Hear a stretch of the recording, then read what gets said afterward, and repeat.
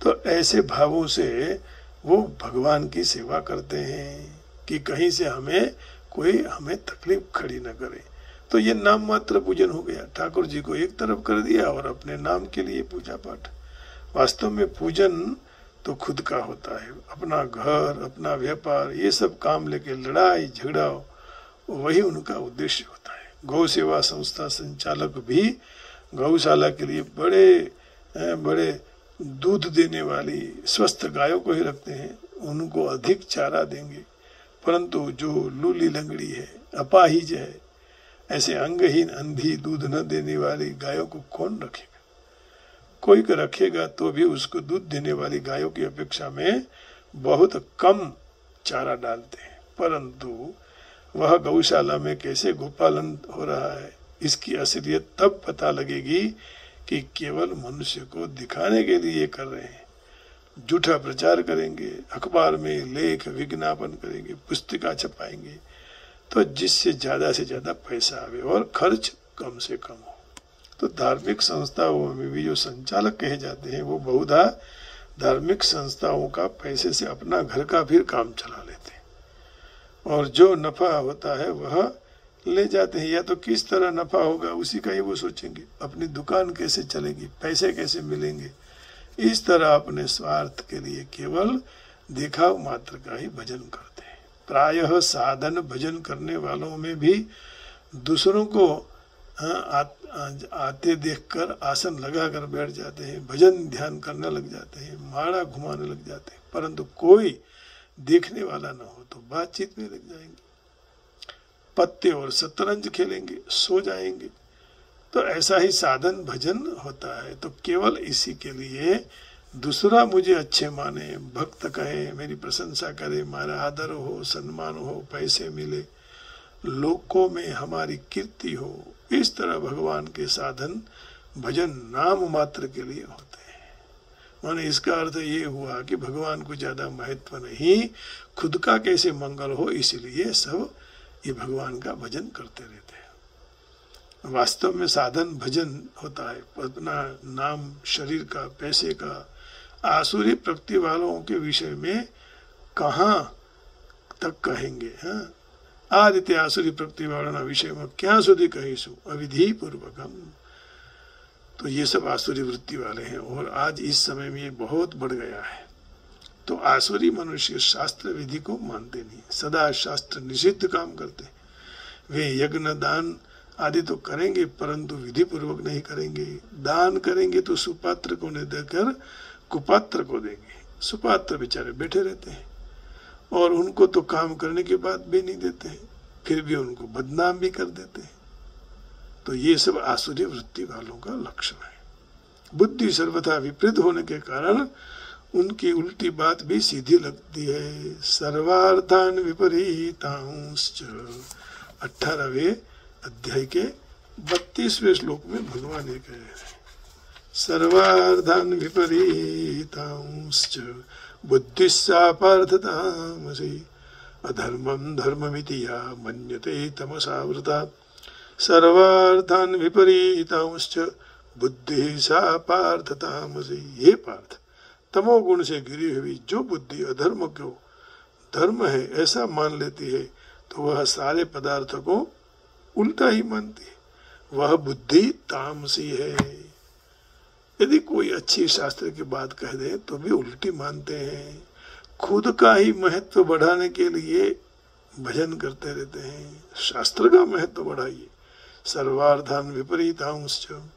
तो आसुरी स्वभाव वाले मनुष्य दूसरों के साथ प्रतिस्पर्धा करते हैं और इसके लिए यज्ञ करते हैं। दूसरों की तुलना में हम कभी भी कहीं कम न दिखाई दे, कोई हमें यज्ञ करने वालों की तुलना में नीचा न मान ले।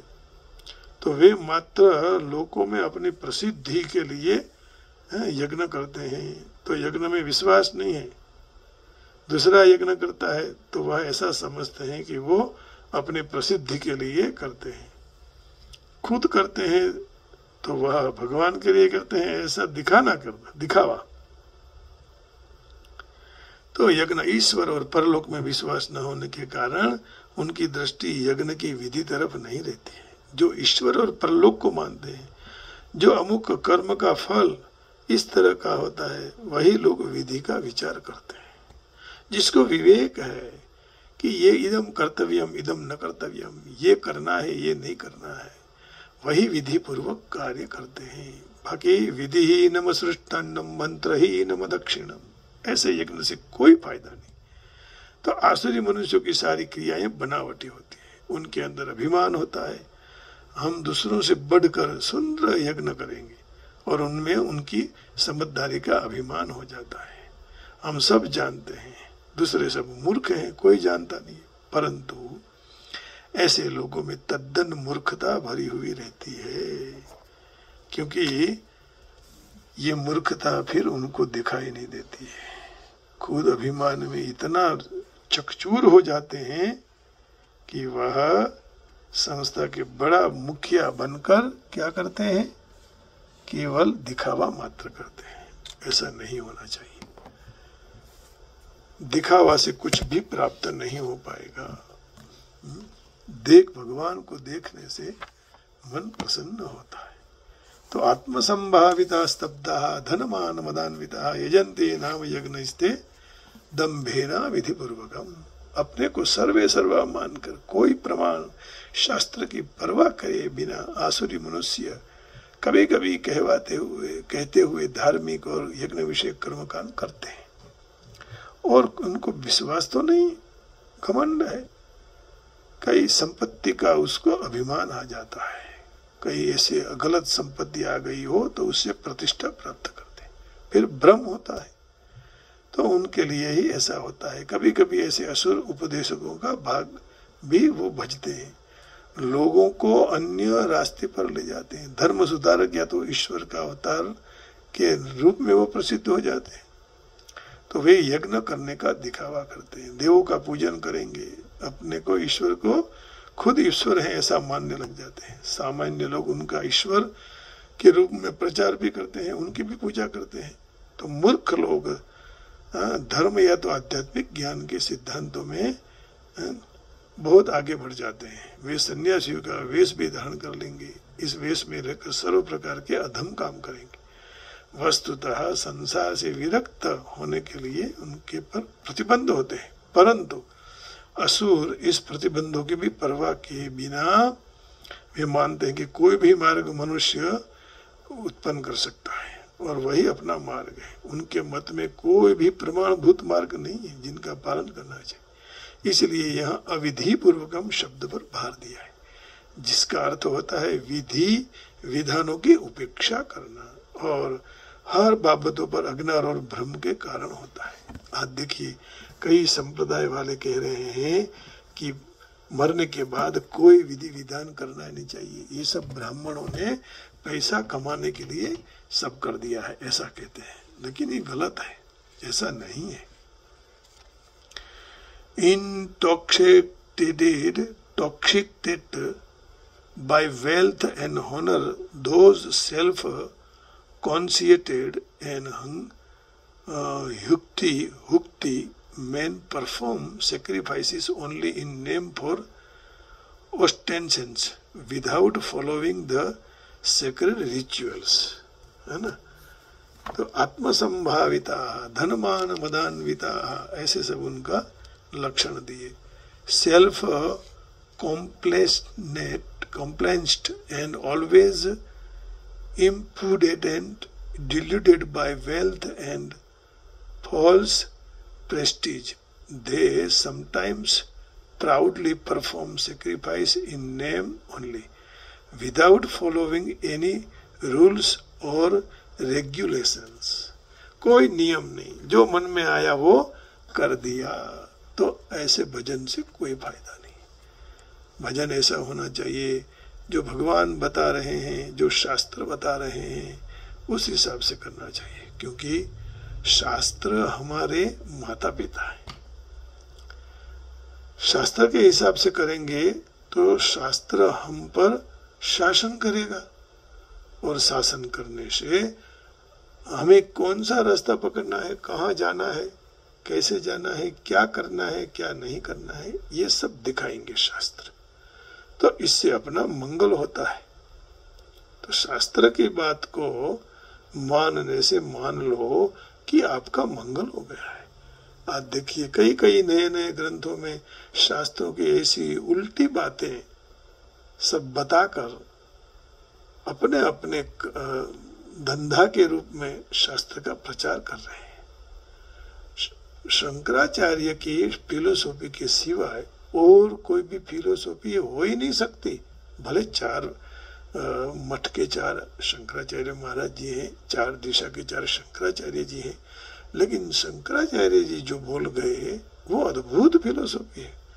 उसी से ही भगवत प्राप्ति हो जाती है। फिर यहाँ तहाँ कहीं घूमने की आवश्यकता नहीं है। अब इन लोगों को समझावे कौन, है ना? तो सबसे हमें ध्यान ये रखना चाहिए कि हमारा जीवन आनंदमय हो, मंगलमय हो, है ना? और वो कैसे हो, कब हो, यही तो भगवान ही जानते हैं। तो आइए इसी भगवान का हम थोड़ा संकीर्तन कर लेंगे, भगवान की स्तुति करेंगे और इसका आनंद उठाएंगे, क्योंकि स्तुति के सिवाय और कोई आनंद ही नहीं है। भगवान की प्रशंसा करने की, लोगों की प्रशंसा करने की आवश्यकता नहीं है, क्योंकि जो लोग आज आपको हार पहना रहे हैं कल आपको मार देंगे।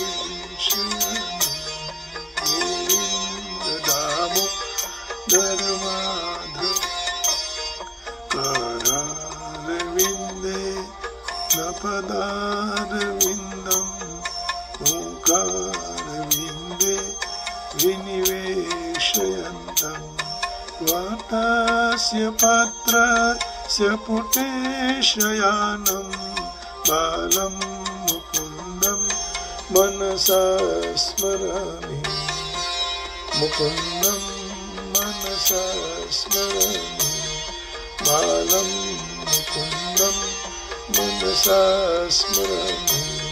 श्रीकृष्ण गोविन्द हरे मुरारे, हे नाथ नारायण वासुदेव, जुह्वे पिबस्व मृतमेतदेव, गोविन्द दामोदर माधवेति, गोविन्द दामोदर माधवे, गोविन्द दामोदर माधवे।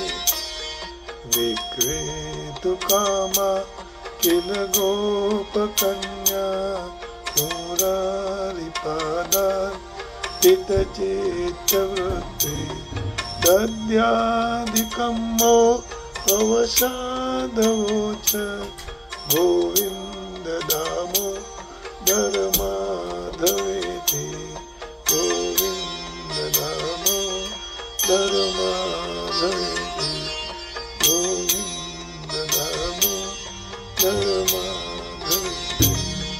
गृहे गृहे गोपवधू कदम्बा, सर्वे मिलित्वा समवाप्ययोगम्, पुण्यानि नामानि पठन्ति नित्यं, गोविन्द दामोदर माधवेति, गोविन्द दामोदर माधवेति, गोविन्द दामोदर। सुखं शयाना निलये निजेऽपि, नामानि विष्णो प्रवदन्ति मर्त्य, ते निश्चितं तन्मयतां व्रजन्ति, गोविन्द दामोदर माधवेति, गोविन्द दामोदर माधवेति, गोविन्द दामोदर माधवेति।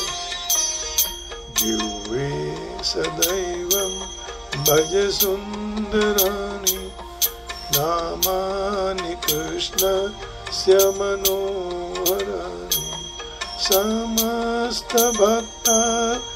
विनाशनानि गोविन्द नामो धर्माधवेति गोविन्द नामो धर्माधवेति गोविन्द नामो धर्माधवेति सुखावसाने इदमेव सारं दुःखावसाने इदमेव ज्ञेयं देहावसाने इदमेव जाप्यं गोविन्द दामोदरमाधवेति दामोदरमाधवेति गोविन्द दामोदरमाधवेति श्री कृष्ण राधा वर गोकुलेश गोपाल गोवर्धननाथ विष्णु जिह्वे पिबस्वा मृतमेतदेव गोविन्द नमो धर्माधवेति गोविन्द नमो धर्माधवेति गोविन्द नमो जिह्वे रसग्ने मधुर प्रियात्वं सत्यं हितं त्वां परमं वदामि आवर्णयेता मधुराक्षराणि गोविन्द नामो धर्माधवेति गोविन्द नामो धर्माधवेति गोविन्द नामो धर्माधवेति आमेव याचे मम देहि जिह्वे समादरेदन् ददरे कृतान्ते वक्तव्यमेवं मधुरं सुभक्त्या गोविन्द नामो धर्माधवेति गोविन्द नामो धर्माधवेति गोविन्द नामो धर्माधवेति श्रीनाथ विश्वेश्वर विश्वमूर्ते श्रीदेवकी नन्दन दैत्यशत्रु जिह्वे पिबस्वा मृतमेतदेव गोविन्द नामो धर्माधवेति गोविन्द नामो धर्माधवेति गोविन्द नामो धर्माधवेति गोपीपते कंसरिपो मुकुन्द लक्ष्मीपते केशव वासुदेव जिह्वे पिबस्वा मृतमेतदेव गोविन्द नामो धर्माधवेति गोविन्द नामो धर्माधवेति गोविन्द नामो धर्माधवेति नामो धर्माधवेति। आप सबके हृदय में बैठे हुए गोविंद दामोदर माधव भगवान को प्रणाम करके वाणी को विराम देता हूँ। जय श्री कृष्ण, हरिओम, राधे राधे, जय योगेश्वर, राम राम जी, ओम नमो नारायण।